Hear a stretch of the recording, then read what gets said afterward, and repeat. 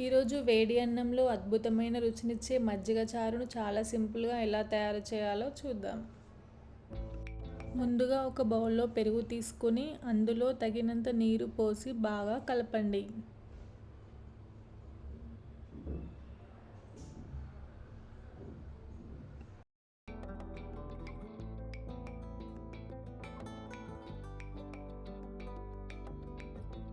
తర్వాత అందులో ఒక కప్పు సన్నగా తరిగిన ఉల్లిపాయ, కొద్దిగా కొత్తిమీర వేసి మరోసారి బాగా కలపండి.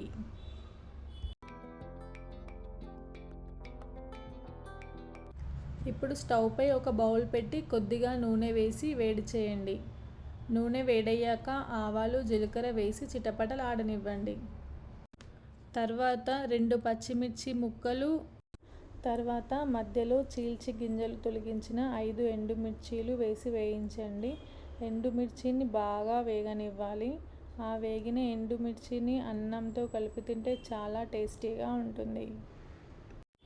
ఆ తర్వాత కరివేపాకు వేసి మంచిగా వేగనివ్వండి. తర్వాత కొద్దిగా పసుపు వేసి ఒకసారి కలపండి. ఇప్పుడు స్టవ్ను ఆఫ్ చేసి ముందుగా సిద్ధం చేసుకున్న పెరుగు మిశ్రమాన్ని బౌల్లో పోసి బాగా కలపండి. చివరగా తగినంత ఉప్పు వేసి మరోసారి కలిపితే ఎంతో రుచికరమైన మజ్జిగ చారు రెడీ. ఈ మజ్జిగ చారును వేడి అన్నంలో కలిపి తింటే చాలా రుచిగా ఉంటుంది. అలాగే గ్లాస్లో పోసుకొని నేరుగా తాగిన చాలా రిఫ్రెషింగ్గా ఉంటుంది. ఇలా ఒకసారి చేసి చూడండి. నచ్చితే వీడియోను లైక్ చేయండి. ఇలాంటి సులభమైన రుచికరమైన రెసిపీల కోసం నా ఛానల్ను సబ్స్క్రైబ్ చేసుకోవడం మర్చిపోవద్దు. Thanks for watching.